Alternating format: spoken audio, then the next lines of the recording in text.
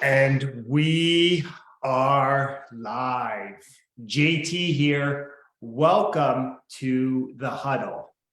The huddle is where I sit down with successful people from the world of sport and coaching. It's to learn more about their journey to greatness. Why do I have these conversations? Because success always leaves clues. I want to take a moment to thank you.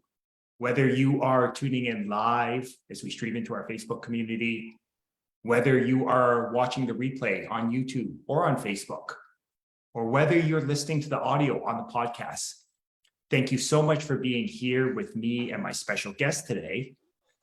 And here's my reminder to you. The mind is like a parachute. It works best when it's wide open. So my challenge to you is to go all in on this conversation, remove any distractions, and get laser focused on the here and the now. And I guarantee you will gain a valuable nugget of wisdom that will not only help you succeed in sport, but more importantly, in the game of life. I've been looking forward to my conversation with my special guest today. Before we hopped on live, we got connected probably about a year ago, and it's interesting how, one of the reminders is that life's all divine timing. And it's funny, the more we talk, the more we connect, the more I start to see, again, there's just some people you feel like you've known for a long time that just get it. And he's definitely one of those people.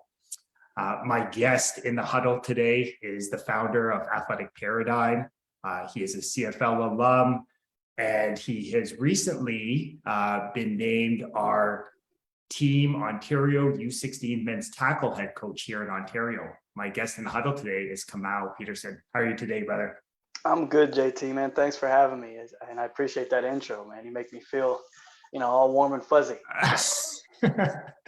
Well, brother, definitely I appreciate you being here. And it reminds me that the importance of always counting your blessings. And I'm a firm believer that the biggest blessing you can give anyone is your time and energy. So I just want to thank you again for giving me and our community some of your time and energy here today, and just appreciate you, brother. I appreciate you. It's not a problem. It's a pleasure, and I'm excited to get into it. Okay. So one of the ideas that I often like to remind others, and myself at times, is that life is a game and games are supposed to be fun. So I'm curious, what is an interesting fact? I had a coaching colleague and a great friend that said, we all have these quirks, we all have these things that make us unique and different. I'm curious, is there an interesting fact about you that maybe a lot of people don't know about you that you'd be open to sharing with our community? Sure. I mean, there's a bunch of stuff that people don't know about me because I'm a very, very private person. Okay. Even the people that know me probably have no idea a lot of the things. But one, I don't mind letting go of it. I'm a huge fan of a cappella music, which is a random thing. But the harmonies that they achieve in a cappella ensembles, they speak to me and have for a long time. So that's a really, I would say, at least definitely not a lot of people know that. And it's something that I find, when I'm doing nothing, just working or whatever, like oftentimes, I have a wide scope of musical taste. So, it could be classical, could be jazz, could be hip hop, could be, 80s rock, but oftentimes when I'm working, it'll be a cappella music playing in the background. And so that's one. Okay. So I'm curious, it's interesting, right? There is something beautiful. And as you said that, I'm like, yeah, there is something beautiful. There is something about the harmony that a cappella sort of brings. So I'm curious, is there something that really hooked you on seeing the beauty and really taking joy in listening to that? Honestly, I tend to be drawn to things. I shouldn't say all things, but the things that I find I'm most drawn to are things that I know personally would have a lot of trouble doing, and not just singing, but singing within an arrangement of others where you've got to hold your tone and alter, and reach, go on your runs while someone else is going on a run, and all that blends to make the right tonnage and pitch and harmony. I just find it fascinating because you got some of these groups, 30, 40, 50 people. You've got a group of bass and a group of tenors and a group of altos, and some a soloist and a percussionist out here beatboxing, and all that has to jive together at the same time. And I can, I know I just have a great respect for the amount of time that must take, and the amount of times of getting it wrong it must take, and how difficult it is to put yourself out there like that type of person that's like, you know what, I'm going to go out here and sing in front of people and I'm going to do it daily. I'm just very much not that person. So I have the utmost respect for it. And also just, it does speak to me, the music itself, when it's done well. Yeah, it hits me pretty good.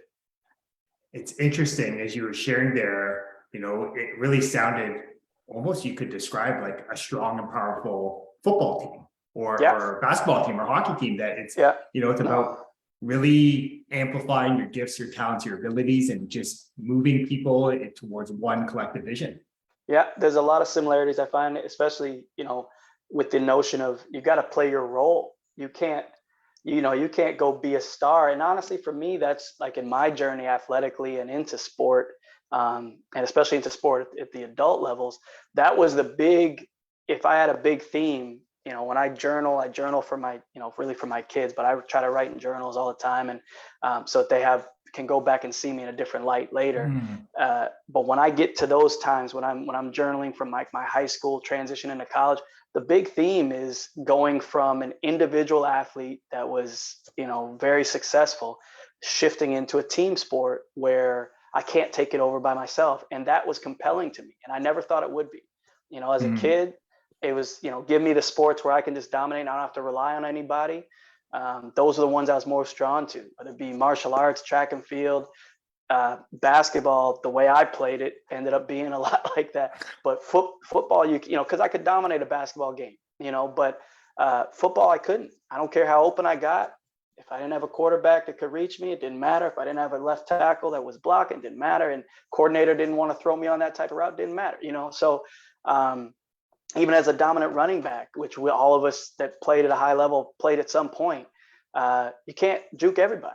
At some point they're going to catch up to you, and then that's going to weigh on you. So it is very much like that, where if you try to, in an a cappella ensemble, I'd imagine if you try to embellish your own sound, it changes the scope of the piece. I don't know from experience, but that's what I find. I can imagine that being the case. Like the best ones that I've seen, the songs that I've heard, they're all blending. Everyone's playing their role and taking their tone at the same time. And it's very much like a strong team, which again, I haven't been on very many strong teams, but I've been on a lot of bad teams. And it's given me a great insight into what should not do and what shouldn't happen on a good team. But I've been on enough good teams to know what it's supposed to look like as well. But so it's given me a unique perspective, but yeah, I do see the parallels there for sure.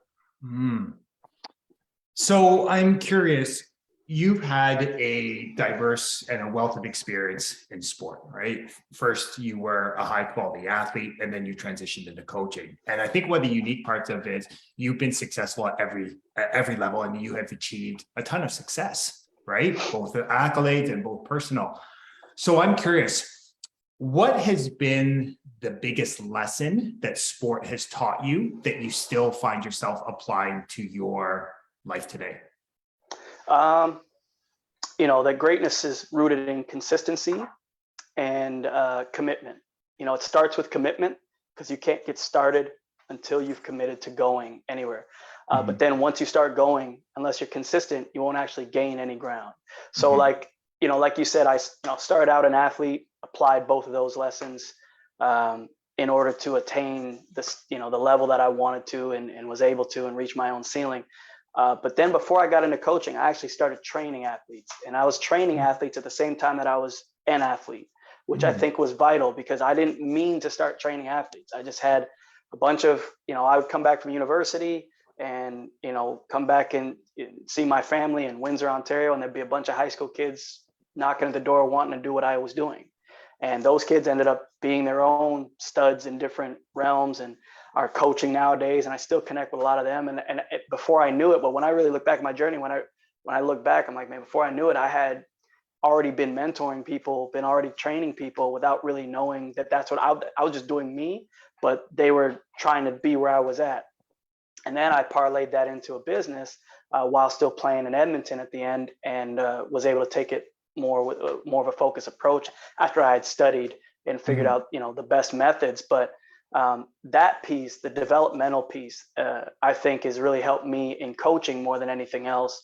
Because you get a lot of athletes that go from athlete, to coach in that transition. And you find some that can do it and some that maybe don't communicate it as well as they'd like to, and don't get the impact that maybe they should. And I think part of it is that it's difficult to go from an athlete who does things at a high level to communicate how you do them to someone who's starting at a lower foundation. Very difficult thing. And the middleman, the bridge, is development. If you spend time developing athletes, you'll find a lot easier transition teaching that athlete how to get to the level, maybe not that you were at, but to their ceiling. And that's really what we should all be trying to do as coaches, is trying to get these athletes to their cap. Whatever their ceiling may be, that's how they'll be most fulfilled in whatever sport. I love that. And what I really heard was a couple different things. I heard this idea around you are best qualified to help the person you once were. So it's interesting that you started this journey of training and developing these other young athletes, that were maybe just a little bit further behind on their journey, right? They were just at a different point. So I really love that idea and how simple an idea that is. The other thing which really jumped out to me, and I know that in our conversations, you're a firm proponent, is like great coaches are great teachers first. And being a great teacher means you're an effective communicator. And it's funny that I often come back to communication, to me, is speak so clearly that a 10-year-old could understand it. And it's interesting that I find the most effective I am as a coach in helping to develop people, whether it's been in my past, whether it's kind of what I'm doing now, is when I, again, keep things simple, and communicate in a simple and effective way. I'd agree. And, one of the main challenges I find when I'm mentoring, because now I've started not just mentoring athletes, I've started mentor coaches as well, through our mentorship program through BFCC and BCCA. But one of the things I find myself repeating quite a bit is the key to that communication and the coaching for me has been relating the material. Understanding that if you're coaching a football team, 60, 70 kids, even if you're a position coach, 20 kids, 10 kids, whatever it is, they're all going to learn different. That you might have some that are visual learners, some that are audible learners, some are kinesthetic, some don't respond well to authority.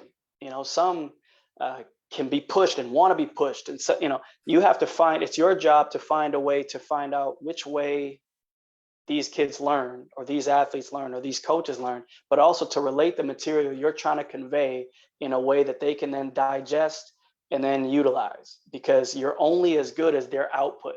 What you know inherently is of little consequence. You could be Bill Belichick, if he can't get what he knows out to his team, then he's failed as a coach, because that team can't then execute at the level that he needs them to, and there'll always be a disconnect.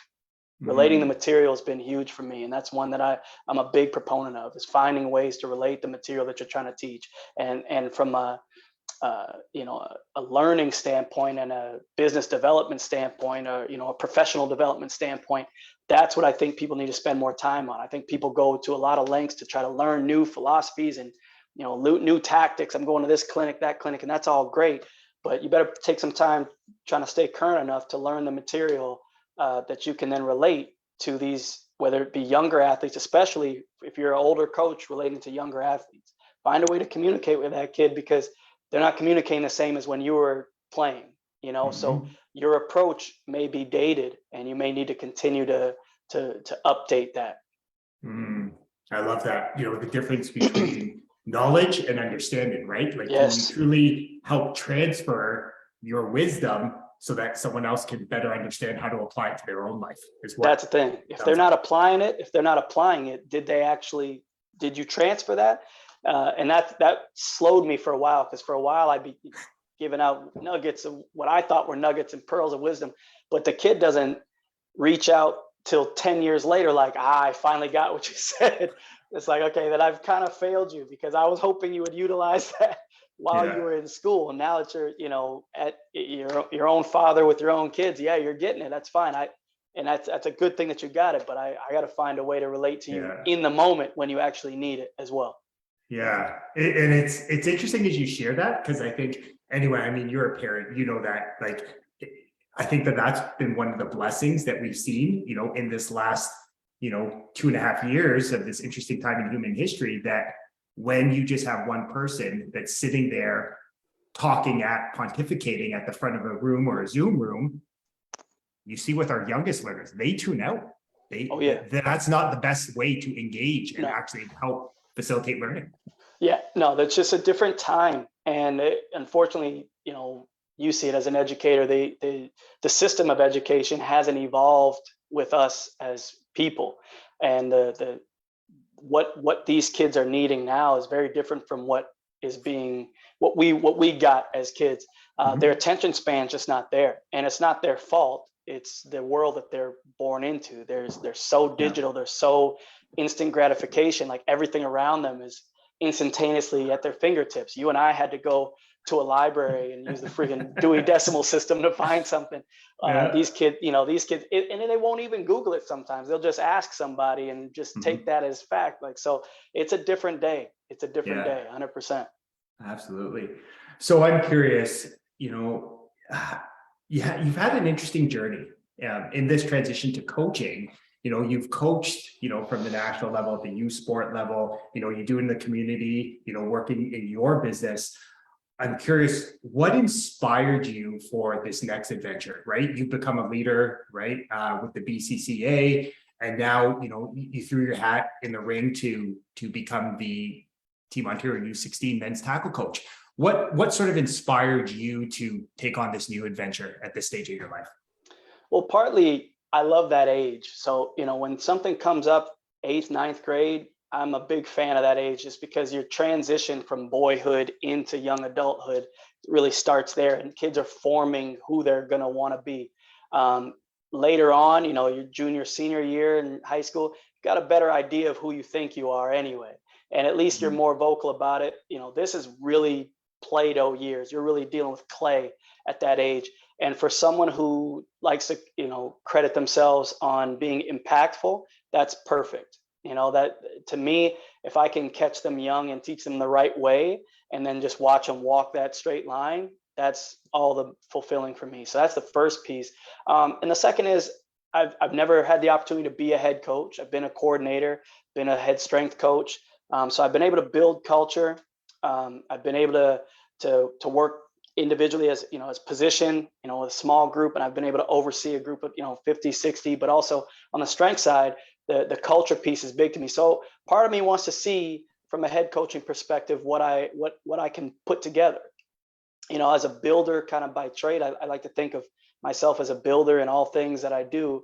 I'm curious to see what kind of staff I'll put together, how well that staff will work, and what we can do and accomplish in a team setting with me at the helm.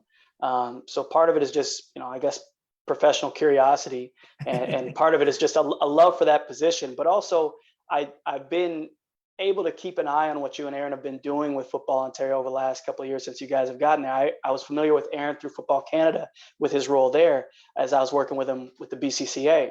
And then when I saw him transition and saw you come on and started to do my homework on you a little bit, I was like, it'd be interesting to see what these guys, put out. So I said, listen, I to be honest, I threw myself out there. Was kind of, hold on, sorry. It's all good. I was just kind of hoping that, to be taken seriously and maybe get the opportunity. And when it came, I was ecstatic, but I'm really maybe more excited than I should be. When I tell people about this role, they're like, oh, great. You're a JV football coach. I'm like, yeah, but I'm really excited about it. And it's at the provincial level. And there's huge challenges, as we've talked about it, there's huge challenges that we're facing that I got to find answers for. And I'm excited for that challenge myself. I'm excited to take that on.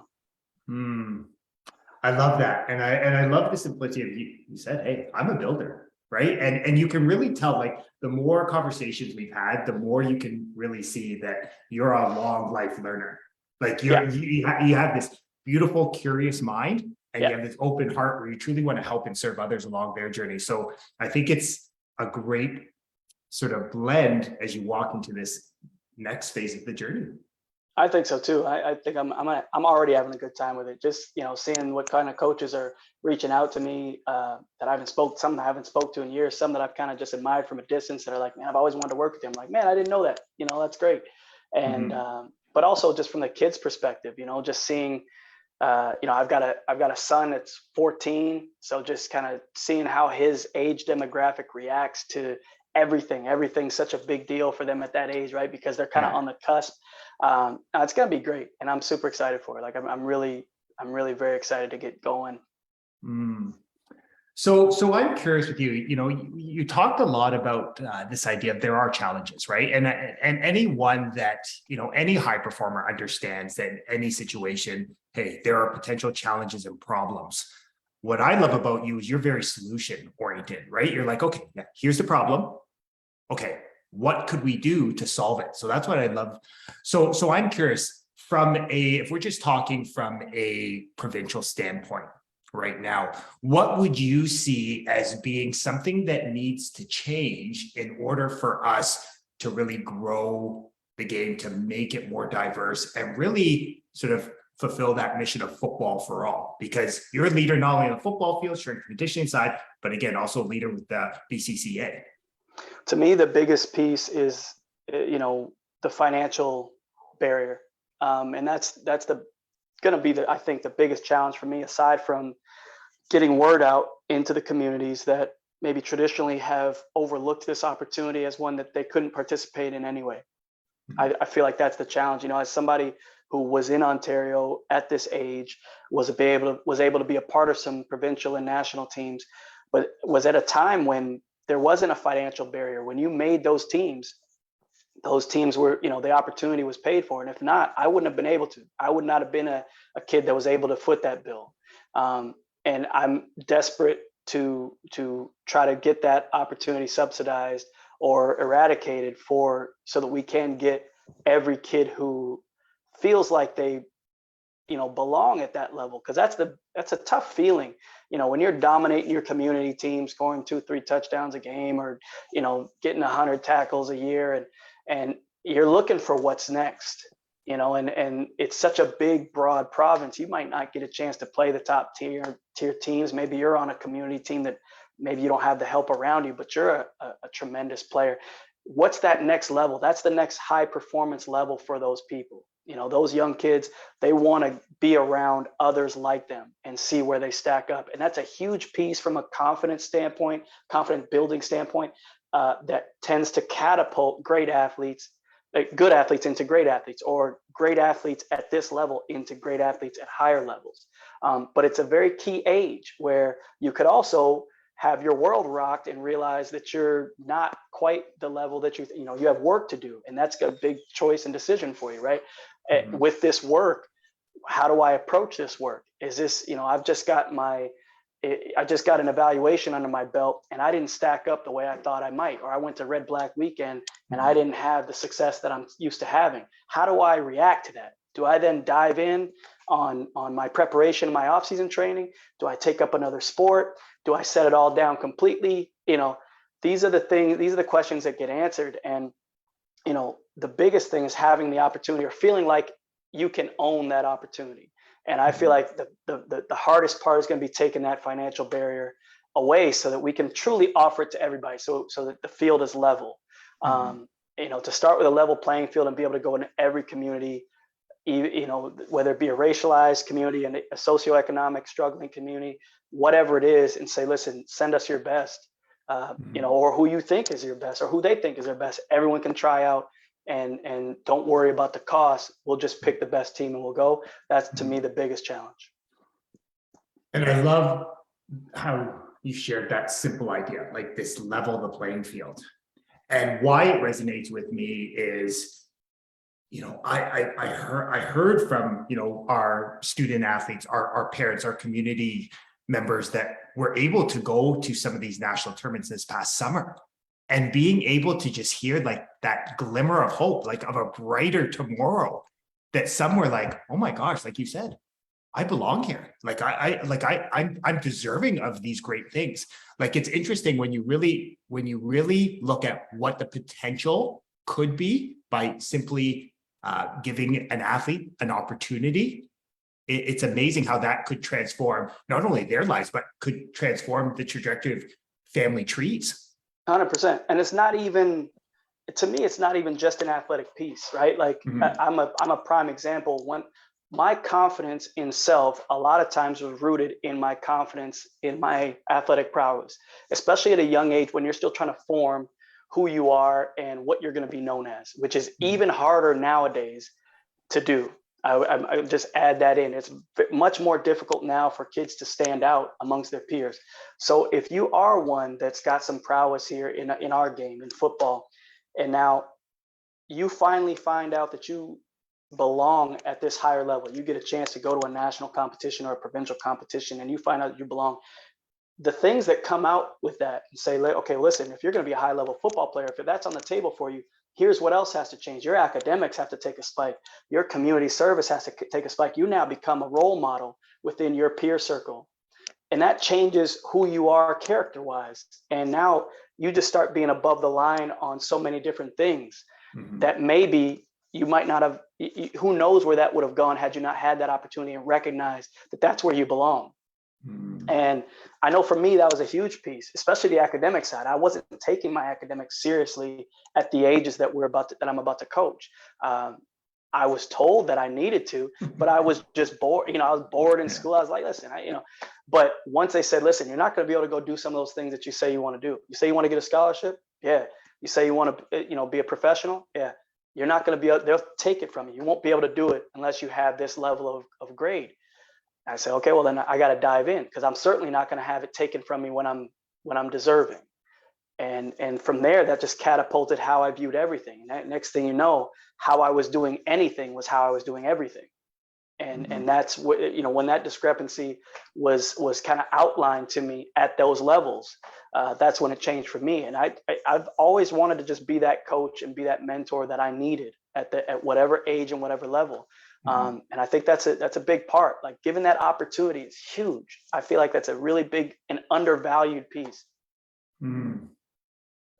I love that. And why it resonates with me is, just hearing you talk, it's looking at the results in your life, whether we're talking football, we're talking academics, we're just talking in your health or relationships, as feedback. It's based on past thinking and actions. And it's funny that, you were talking earlier about the self-worth piece. And I had a great mentor that talked about this idea of, like, most people have been programmed to live externally from their current results. And I liken it to like report card syndrome. Because again, being an educator for 15 years, I've seen how so many of our young people tie their self-worth to an arbitrary mark out of 0 to 100. And then that transfers to life where, as adults, we start to, become validated by, a job title, the number of zeros on our paycheck. So it's just really, I love the fact that what you're really helping people to do, what I'm hearing again, is this idea of like helping them to actually develop the characteristics and qualities that will allow them to be successful in any area of your life. Yeah, that's been the goal. And again, it came to me younger than most, like you're saying, that the notion that kids have oftentimes, that even adults have, a lot of adults still carry the same mantra and an idea that, your value is tied to these things that, you're graded on by others.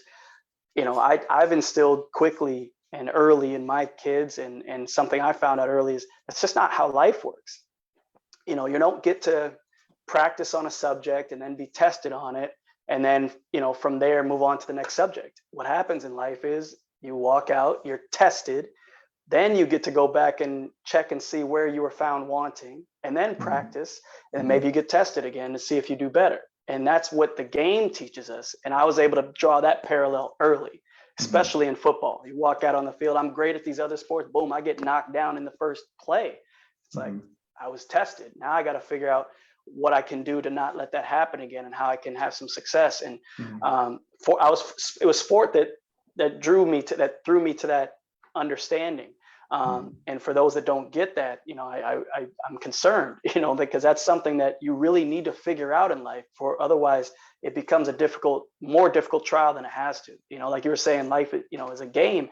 It doesn't feel like a game when you're being tested at that level and feel Mhm. like your worth is tied to those results, and it Mhm. just shouldn't be. Your happiness shouldn't be, your worth shouldn't be.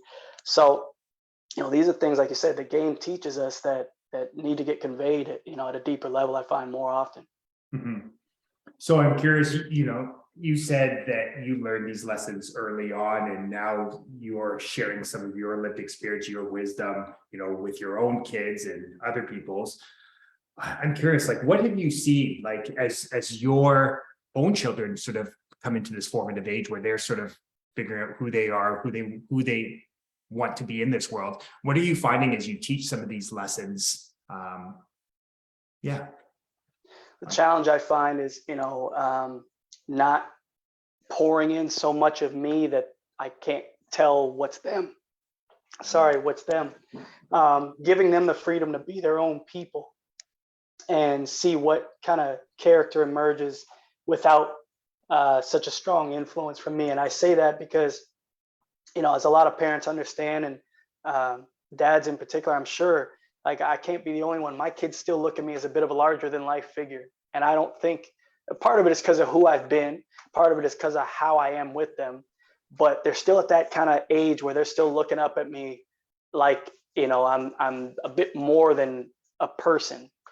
And that's partly why I write the journals, so that they can, at some point, because I know they're not always going to look at me like that, they can have some reference point to go back and see what was I going through at these times, and see what was maybe influencing those decisions. But the challenge for me, I find, is my kids very much, I find, emulate the things that I like, whether it be science fiction movies and books. And I didn't want them to play football as early as they got into football. They kind of convinced me in a debate format and won the debate. But their affinity for sport, I hope it's authentic. I hope it's not just because of who I've been. And Mhm. but they're so much more than I was at their ages. I find their interests lie in a much more varied span. They're artists, they're creators, they're, tech savvy. Their friend circles are much more diverse, much more diverse. But the things that I do try to pour myself into is the character pieces, just the Mhm. integrity, the conviction, the leadership, and what that looks like, and how it's not just rhetoric. When you're on these team settings, these are the things you really take from team. My youngest son's, his bantam team hasn't won a game this year. They're in the wrong tier, and so he's on the low end of that age spectrum. He's a 12-year-old playing with 12 and 13-year-olds, and so it's a character building exercise for him to not get so down that he doesn't want to go, and not get so down that he chastises his teammates, because he's a good player, but it's about bringing their ceiling up.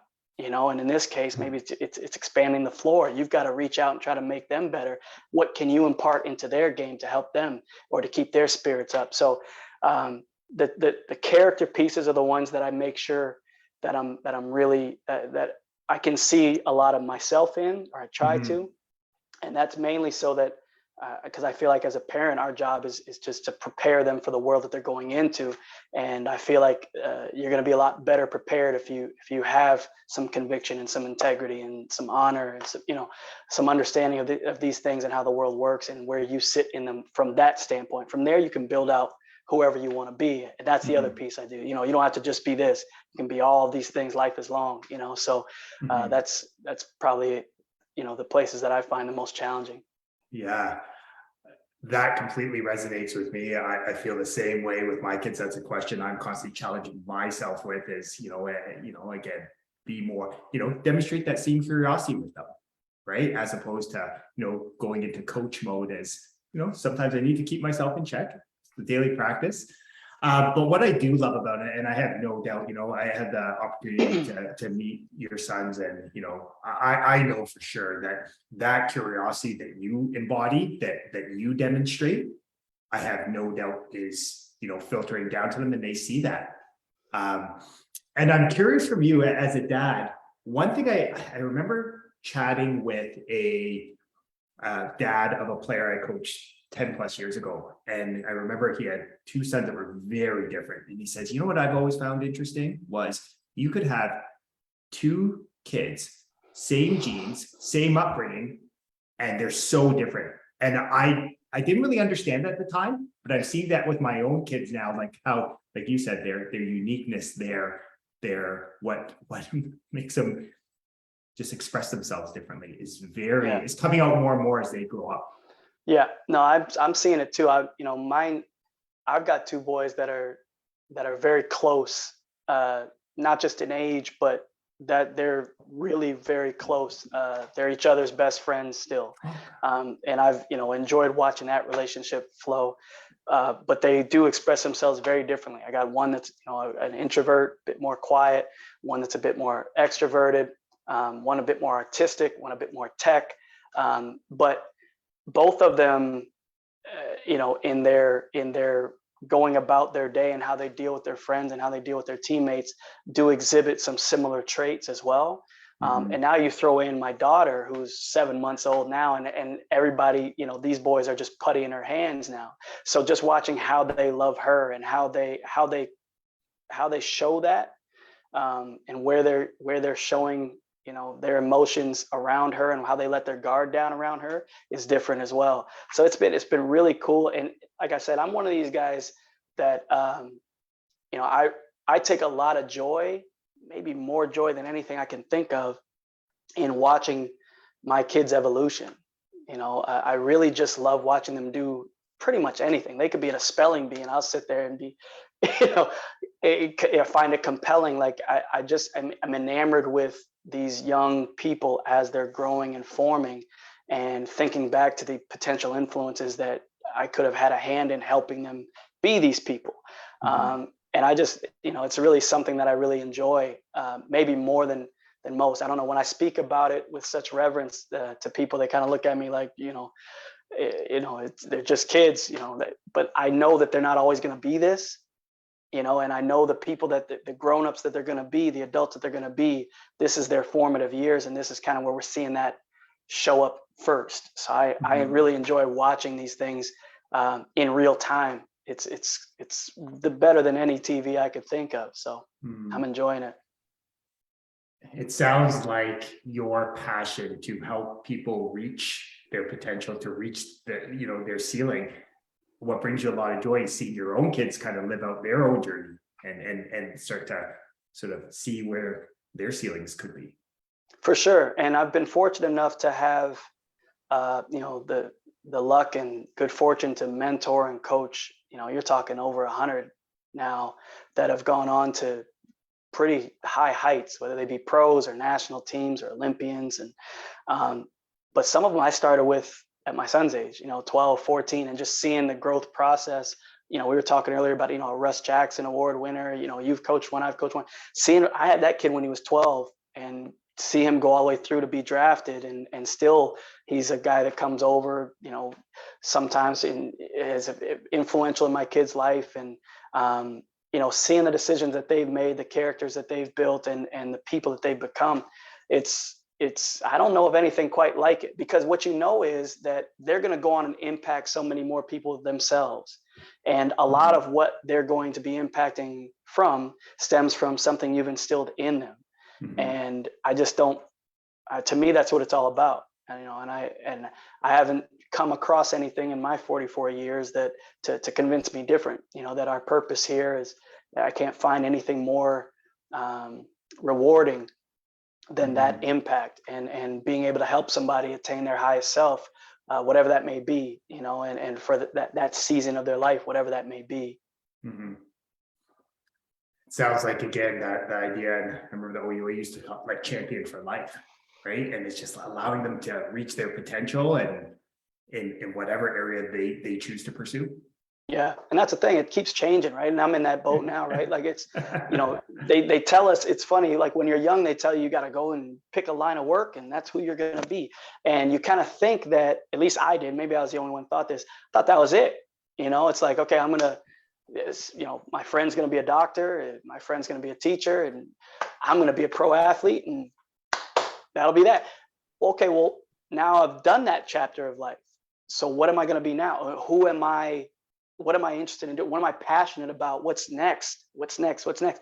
And even now, I'm in my mid years, and I still got 2 or 3 things I can think of where it's like, okay, I got to make sure I get some time to start building that skill set, because I want to go and see what that's like. And that's the part at least they didn't tell me. I didn't get that memo that you can just completely reinvent yourself as often as you want. It was more conveyed to me as you need to decide now at 16, 17, 18, what you're going to be, and that's it. And I feel like if that messaging was changed in school, you'd have a completely different view and scope on school from kids. Now, you may have to change what you're teaching, but that's something that I think is really compelling, I find now. Yeah, I love that idea, like celebrating that every journey is diverse, right? There's a lot of ebbs and flows, iterations, and I just love hearing that you embrace the fact of, this is where I'm at this stage of my life, this journey, and I'm really enthused to see what the next adventure is, and then the adventure after that. And I believe that's the joy of life, is when you embrace that. Oh yeah, absolutely. And the diversification of it for me, that I've been able to do some diverse things, some different fields, and exercise some different muscles in myself, as you will, some different skills. I want to build even more skill set, still continuing to stick with that foundation of who I believe myself to be. Like I said, I think foundationally, I'm a builder in all things. Mm-hmm. I've been building athletes. I've been building teams. I've been, next, I may want to build houses at some point, but being able to I'm serious. That's definitely, if you look at my bookshelf, there's a lot of woodworking and carpentry books on there. And it's definitely a fascination of mine. So just understanding that, that doesn't have to stop just because school's done, or just because you've reached your pension level or whatever, you're released from your job. So many people were in COVID, or changing line of work. You can reinvent yourself at any point. And that's something that I'm constantly trying to convey through to the people I work with. And I think, again, for our many conversations, I think we're both shining examples of that, right? Like, one path, although it might have served you up to this point, you can always choose a different path, and that's great. Absolutely. If you want to stay on the same path, great. There's no right or wrong answers to your life. Absolutely. And the thing is too, I don't think people realize how much you pick up in those chunks, right? When this was my line of work, when I was a pro athlete, I developed a skill set outside of the athletic that I used in coaching and in developing. And then now I've developed more skill and then but you don't realize it till you go call upon them, or a challenge is presented. And then it's like, okay, how do I know how to do this? This makes sense to me how to do, okay, and you don't realize the skills you're picking up doing these things. They may not seem interrelated, but the generalization, I think, of life is really underrated and underrepresented. I think we're taught too early to be specialists, and it speaks to our game as well. I'm a big proponent of multi-sport play, and I'm constantly trying to get my clients and their parents to understand, okay, just because he likes it now doesn't mean you have to do it all year. He's 12, he's 13, he's 14. Get him doing some other things. Let him be coached in some different ways. Let him exercise some different muscles. And the overall cross training and athleticism that comes from that, you'll find at the end, you'll have a better athlete, you have a higher ceiling. And sometimes it's a harder conversation than it should be, but that's something that I'm constantly pushing for, is more generalization, less specialization, especially early. But to me, that's a lifelong philosophy. I don't know why everyone's so keen on specializing as much as we do. Yeah. It comes back to the idea you talked about, curious mind. Is the mind open to new and different ways of thinking? And I have found from my life and working with my clients that want people to have an open mind, to have a curious mind, it always leads to beautiful places. Absolutely. Okay. Absolutely. It's been my experience too. So I'm curious, brother, again, I want to be respectful of your time and energy. Let's say we're having this conversation a year from now. I have a feeling you and I, based on, since you shifted into this role, I feel, we're having our 2000s conversation. What would you like to see happen? If we're, speaking specifically about, in your new role as the U16 head coach, what would you like to see happen in the next calendar year? You know what? I'm hoping to help you, you and Aaron and Football Ontario continue to reinvent what it means to be, a PSL. The provincial arm of football, I think, has an opportunity there to, especially within Ontario, where there's so much talent flowing through. I'd love to help, restore some of the luster and shine of that product. And for me, it's, I'm looking forward to impacting a couple hundred kids here. That's the way I'm viewing it. From the development camp down, you're going to get a chance to spend some time with kids that you would never have had an opportunity. Every opportunity that you have to spend time with anybody, you have a chance to impact them, depending on where they're at, where you're at. And like you said, everything comes at its time, including information. So being able to disseminate some of that and impact some kids and some coaches and help develop some coaches and learn some new things. When we sit back and have this time next year, I'm hoping we're looking back like, man, we did all these things really well, but we can fix these and we can go back. That's just how I think. I'm not going to sit there and revel in whatever successes or failures. I'm moving on and focusing on what can we tweak and alter to get that to its ceiling. I'm locked on for 3 years, so I'm excited about all three of them. I'm not going to waste a day. So that's just how I approach it. Okay. I love it. I love that next play mentality. Next play. Celebrate the wins, harvest the areas we can work on. Let's go. Let's move forward. Absolutely. Okay. So what is the best way, if anyone's watching this, anyone's listening to this and they're interested in this and maybe even exploring what it could be like to look like a TMO athlete, what's the best way people can connect with you? For me, for team, if you're a TMO athlete or parent, I'd say my Instagram is probably the quickest way, but I'm also on TikTok as well, and Facebook as well, and Twitter as well. Coach Kamau P on pretty much all of those would get you where you need to go. Obviously, the Football Ontario links could help as well, and even through my company Athletic Paradigm, I'll be posting some stuff on there too. Or if you're looking to develop your athletes in the in-between times as they're trying to gear up for this evaluation season, that's a good spot too, as we're ramping up our winter programs, our training ground programs. Yeah, no, and I'll be more than happy to share all the different links for the Football Ontario through the Athletic Paradigm and just share it all, because again, I know you have a big passion to develop and really help people along their journey. So more than happy to share any of those. Appreciate that. I appreciate that. So Kamau, I just want to take a moment to acknowledge you. I want to acknowledge you for the great man you are, the great husband, the great dad, teacher, coach, mentor, but more importantly, the amazing human being you are. The one thing I've really gotten from this conversation is just how much drive you have just to continue to learn and grow and become more self-actualized, fulfilled, and again, it's a passion that has served you well up to this point, and I know it's going to take you to even bigger and more beautiful places moving forward. So thank you for reminding me the importance of just curious mind. I appreciate that. And you nailed it on the head. That's who I want to be. I want to be a person who's always chopping wood and carrying water, regardless of if I'm enlightened or not. So I'm glad that that's what's being conveyed, because sometimes what you think and what you're conveying are not always the same. They're not always is not always what you think. So I certainly appreciate you acknowledging that. Thank you. Yeah, you're welcome. So folks, Coach Peterson dropped so many valuable nuggets of wisdom that will not only help you succeed in sport, but more importantly, the game of life. But as I remind you every week in the huddle, knowledge is potential power. It's a consistent and focused application of great knowledge that actually creates great results. So my challenge to you is to take one of these valuable nuggets of wisdom and go apply it to your life today. And as I like to remind you every time in the huddle, you are deserving of greatness. You are worthy of greatness. You are greatness. And my only ask from these conversations is, if it resonated with you, if it touched your heart, then I encourage you to share it with a friend, a teammate, a loved one, or someone you just feel that needs to hear this simple message. The more people we have understanding and applying these ideas to their life, the brighter this world will be. I look forward to chatting with you next time in the huddle. Have a blessed rest of your day.